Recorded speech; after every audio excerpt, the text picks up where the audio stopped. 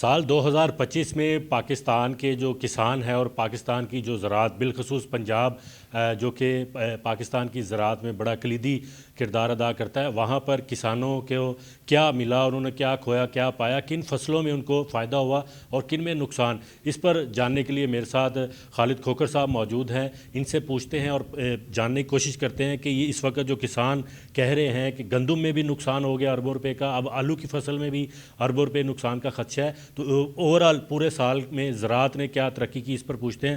خالد صاحب یہ بتائیں کہ 2025 میں پاکستان کی جو زراعت بالخصوص پنجاب کے کسان کتنے خوشحال ہوئے ہیں؟ جو گورنمنٹ نے پیکیجز دیے ہیں، اسکیمز دی ہیں، قرضے دیے ہیں، ٹریکٹر دیے ہیں، وہ فائدہ بھی ہوا ہے کوئی؟ جی بہت شکریہ۔ 2025 کاشتکاروں کے لیے بڑا بھاری رہا، صرف کاشتکاروں کو نہیں بلکہ پاکستان کی زراعت کے لیے بھاری رہا، فوڈ سیکورٹی کے لیے بھاری رہا، معیشت کے لیے بھاری رہا۔ اس کی وجہ یہ ہے، ہم نے دیکھنا یہ ہوتا ہے کہ ہمارا ایگریکلچر میں امپورٹ ایکسپورٹ کا کیا ڈیفیسٹ ہے، تو وہ ڈیفیسٹ بڑھا ہے، ہماری امپورٹ بڑھی ہے اور ایکسپورٹ میں بہت بڑی کمی آئی ہے۔ اگر ہم اس سال ایکسپورٹ میں دیکھیں تو ہماری جو مرچ ہے، چلی کی ایکسپورٹ میں کوئی 90% کمی آئی ہے، مکی کی ایکسپورٹ میں 70% کمی آئی ہے، فروٹ ویجیٹیبل کی ایکسپورٹ میں 40% کمی آئی ہے، چاول کو 15-20% کم ایکسپورٹ ہوا ہے، اور اسی طریقے سے اگر کاٹن کو لیں تو 300-350% امپورٹ میں اضافہ ہوا ہے، یعنی بلین آف ڈالر کا فرق پڑا ہے اس امپورٹ ایکسپورٹ کے ڈیفیسٹ میں۔ اور کاشتکار کے اس دوران میں کہہ سکتا ہوں نہ گھر کے حالات ٹھیک تھے، نہ کھیت کے حالات ٹھیک تھے، نہ بچوں کی تعلیم کے حالات ٹھیک تھے، نہ صحت کے حالات ٹھیک تھے، نہ ان کے فصلات کے حالات ٹھیک رہے، نہ ہی وہ بیلنس یوز آف فرٹیلائزر کر سکا۔ اس سال اگر ہم لیں، صرف اس سال میں یوریا کا استعمال 2% بڑھا ہے، کیونکہ کاشتکار فاسفورس اور پوٹاش کھادیں استعمال نہیں کر سکتا، پوٹاش کا استعمال ہی نہیں ہوا، اور ڈی اے پی کا استعمال جو ہے کوئی 20% کم ہوا ہے، جس سے پیداوار میں کمی آئے گی۔ اس وقت کاشتکار بہت پریشان ہے، کیونکہ اب آلو کی فصل آئی ہے، آلو اور کینو کاشتکار وہ پریشان، اس کو ریٹ نہیں مل رہا، کاشتکار کو نہ کپاس کا ریٹ ملا ہے۔ گندم میں ہم نے اس ایک سال میں تقریباً 1200 ارب روپے کا نقصان کیا، اگر ہم پچھلے 2 سال لیں تو 2000 ارب کا 2200 ارب روپے کا میں نقصان ہوا ہے۔ کپاس کا کاشتکار مارا گیا ہے، اسی طریقے سے باقی تمام سبزیات کا کاشتکار، فروٹ کا کاشتکار مارا گیا، آم کے کاشتکار بڑا نقصان میں رہا ہے۔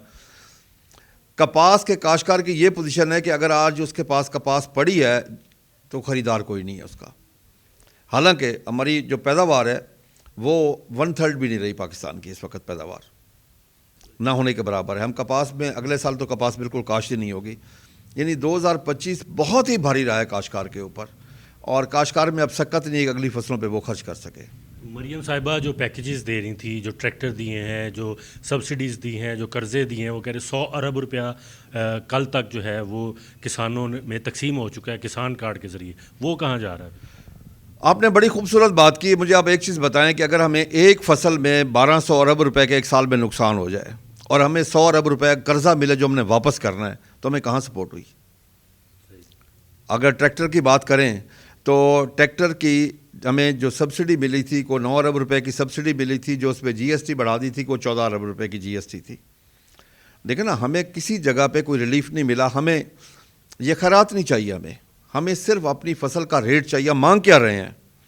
ہم یہ کہہ رہے ہیں کہ ایک انڈیپینڈنٹ پرائس کمیشن بنایا جائے، اور ایک سال پہلے ہماری جو فصل ہم نے کاشت کرنی ہے اسے ایک سال کاشت کرنے سے پہلے اس کا ریٹ اناؤنس کیا جائے۔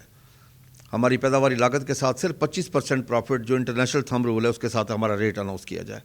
ہمیں صرف فصل کا جائز ریٹ دیا جائے، ہمیں اور کچھ بھی نہیں چاہیے حکومت سے۔ اس وقت آلو کی قیمت جو ہے وہ پچھلے سال اگر 6000 کا بیگ تھا تو اب 1200-1300 روپے پہ آ گیا، اس کی کیا وجہ؟ پچھلے سال ان دنوں میں 8 سے 10 ہزار کا بیگ تھا، یہ کچی پٹائی ہم اس کو کہتے ہیں، اس کی پیداوار کم آتی ہے، اور اس وقت وہ 1500 سے لے کر 1800 روپے تک اس کی ہے، یعنی کاشتکار تو بالکل مر گیا ہے اس وقت اس کے بہت برے حالات ہیں، یعنی کہ میں اس کے جذبات کا لفظوں میں احاطہ کر کے نہیں بتا سکتا، اس کی تکلیف کی شدت آپ تک نہیں پہنچا سکتا۔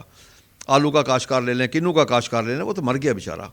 یہ سائیوال ڈویژن میں آلو زیادہ کاشت ہوتا ہے، یہ سب سے خوشحال ڈویژن تھا، اس وقت سب سے زیادہ پیچھے وہ چلا گیا ہے۔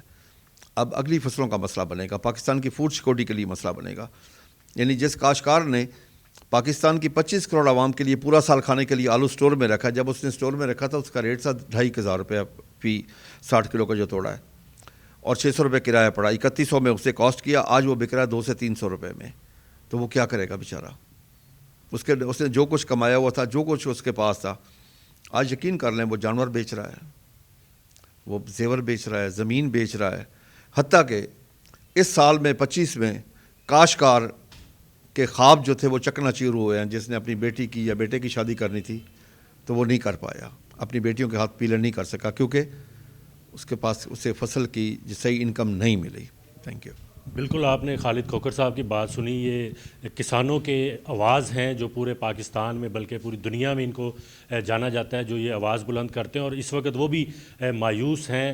جو اس وقت قیمتیں ہیں مارکیٹ میں اس کی وجہ سے کسان پریشان ہے. وہ اپنے زیور بیچنے کے لیے بیٹھا ہے, زمینیں بیچ رہا ہے, جانور بیچ رہا ہے, جو ان کی معیشت میں اہم کردار ادا کرتے ہیں. تو حکومت کو کوئی ایسی پالیسی بنانی چاہیے جس کا انہوں نے بھی مطالبہ کیا ہے کہ انڈیپینڈنٹ کمیشن بنایا جائے جو قیمتوں کا تعین کرے, اور فصل کاشت ہونے سے ایک سال پہلے ریٹ کا اگر کسان کو پتہ ہوگا تو وہ بہتر کاشت بھی کرے گا, زیادہ رقموں پر کاشتکاری بھی ہوگی اور اس کو فائدہ بھی بہتر ملے گا.